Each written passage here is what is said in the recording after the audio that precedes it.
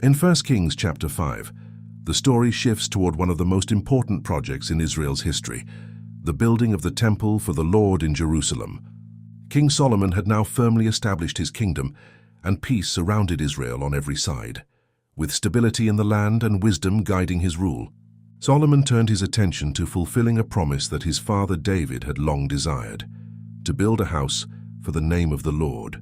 When Hiram, king of Tyre, heard that Solomon had been anointed king in place of David, he sent his servants to greet him.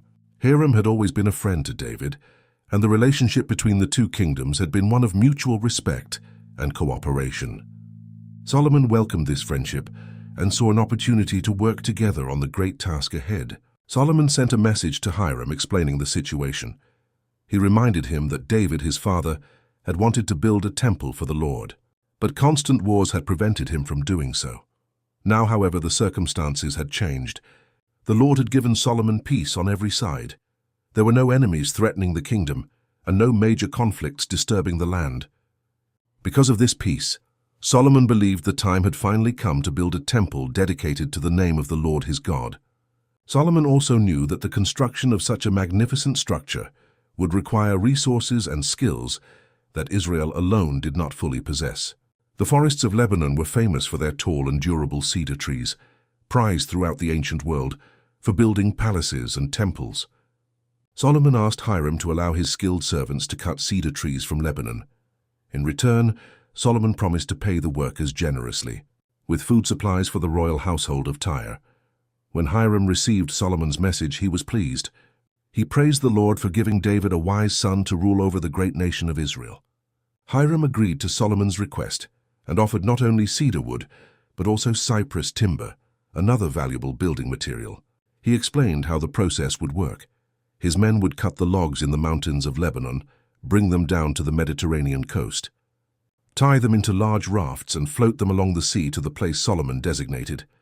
From there, the timber would be taken inland to Jerusalem. Solomon, keeping his promise, provided large quantities of food for Hiram's household every year. The arrangement became a lasting agreement between the two kings. The chapter notes that the Lord gave Solomon wisdom, just as he had promised. And because of that wisdom, peace and cooperation flourished between Israel and Tyre. The two kings formed a treaty, showing that diplomacy and partnership could accomplish what conflicts never could. With the agreement in place, Solomon organized the massive workforce needed for the temple project. He drafted 30,000 men from Israel, sending them to Lebanon in shifts. 10,000 would work there for 1 month cutting timber, and then they would return home for 2 months, while another group took their place. This rotating system helped balance the labor while still keeping the project moving forward. Solomon also appointed Adoniram to supervise the forced labor. In addition to the men sent to Lebanon, Solomon had 70,000 laborers to carry materials and 80,000 stonecutters working in the hill country. Overall, these workers were 3,300 supervisors, responsible for managing the people and ensuring the work was done properly. Another crucial part of the temple's construction involved preparing enormous stones for the foundation. Skilled builders and craftsmen from both Israel and Tyre worked together, cutting and shaping large, high-quality stones. These stones would form the strong base upon which the temple would stand, ensuring that the structure built for the Lord would be both beautiful and enduring.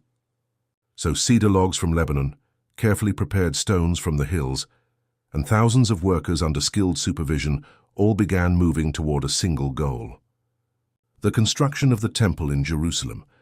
What began as a promise in David's heart was now becoming a reality through Solomon's leadership, international cooperation, and the wisdom given by God. The preparations were now complete. Materials were gathered, workers were organized, and alliances were secured. The stage was finally set for the construction of the sacred building itself. Next comes 1 Kings chapter 6, where the actual building of the temple begins, and the details of its magnificent design are revealed.